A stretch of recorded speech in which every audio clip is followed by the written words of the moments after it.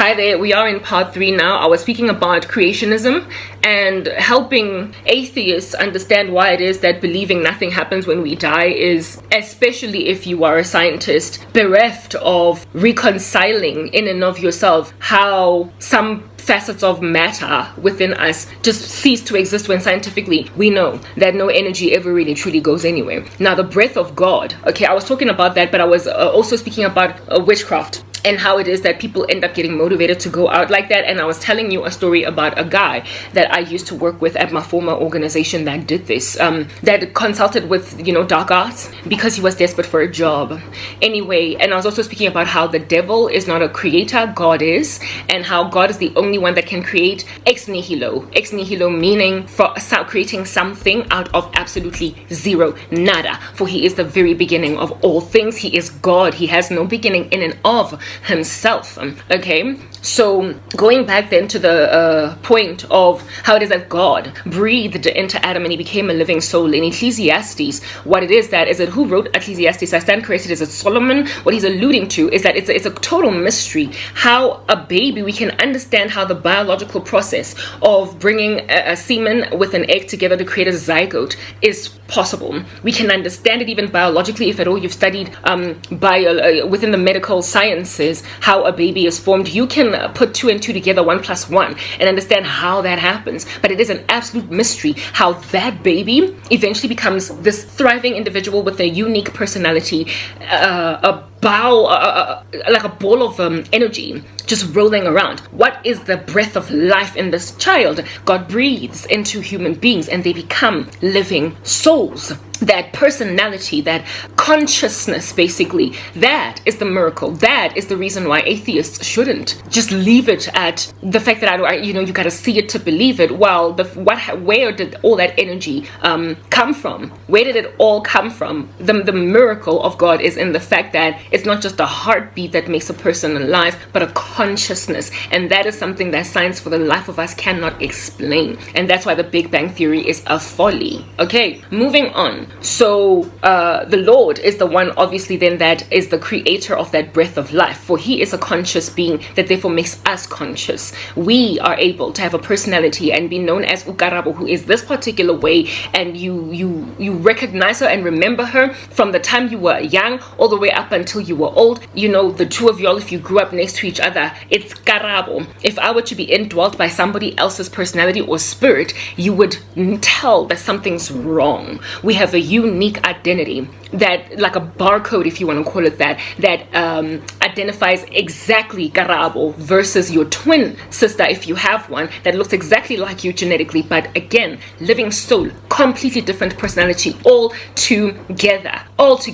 Right, now that we have put that out there, let us just highlight then that if at all you have been created, there is an absolute impossibility for you to create anything ex nihilo. If you want to create as a human being, you have to go and grab something that already exists and make something out of it. Pretty much what God did with Eve, where he grabbed an existing human being and made another one using a rib. So if you want to make a beautiful painting, create a beautiful painting, you have to buy paint, you have to buy a paintbrush, you have to buy a canvas, you have got to then innovate in your mind what you're going to paint on there, and then out comes this beautiful work of art that you have produced. It is indeed your original excellent idea, but it has been manufactured by a combination of things that already existed. The ideas in your brain were from a mind that was given you by a God. The paint was from a builder's warehouse, so too was the paintbrush, so too was the canvas and the canvas stand. I could go on.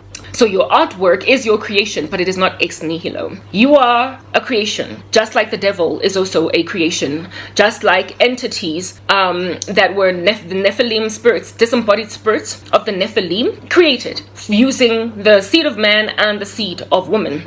No, not seed of man, sorry, but the seed of human man and the seed of fallen angels. So they exist, these demons, because they were created ex nihilo. They are a thwarting, a warping, a perversion of God's original creation, and so that's why they're kind of hovering around, demonizing everything all over the show, and are not able to go to heaven because there's no place for them. God did not create them. The devil created them using the existing angelic genome and the human genome, and so there's no no place for them, for that is not God's original creation. That's why you need to be very careful with any genetic mutation types technology that's roaming around in these streets, MNRA and all of these things. Just be careful. If anything just speaks about genetic manipulation, be careful of it. Transhumanism, be careful of it. But that's a discussion for another day. Okay, moving on right ahead. So Satan then cannot create, guys, ex nihilo, meaning that if the guy is going to be giving you lots of money, if the guy is going to be giving you a job, if the guy is going to be giving you a baby in your stomach,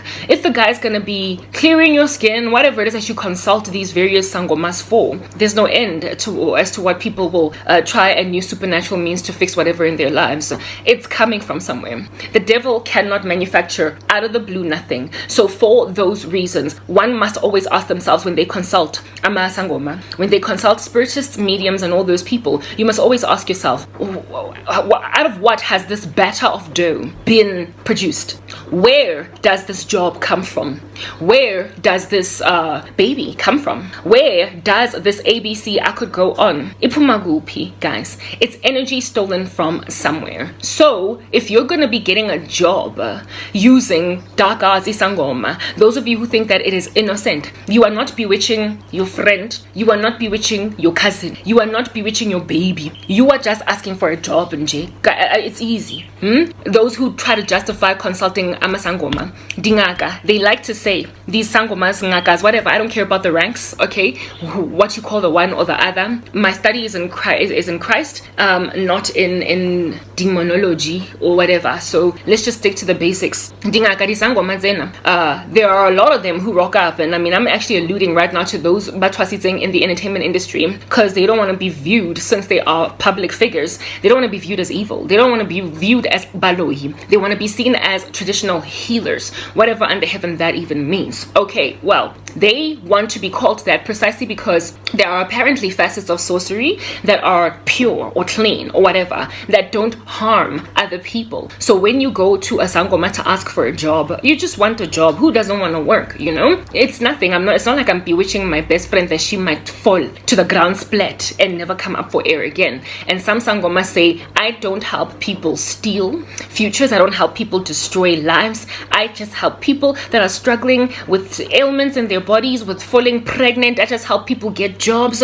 I just help people reconnect with their, like ancestors. That's all I do. Whoa, energy. It comes from somewhere. So if at all you are being enabled to get a job, it comes from somewhere where it was fashioned for someone else, and in order for that job to become yours, you have got to steal it. So even when you consult Dai Sangoma for the purpose of getting something so innocent as a job, you are actually stealing, because the devil has got to take that position from whoever it was rather set apart for. Let us go into the next part to continue.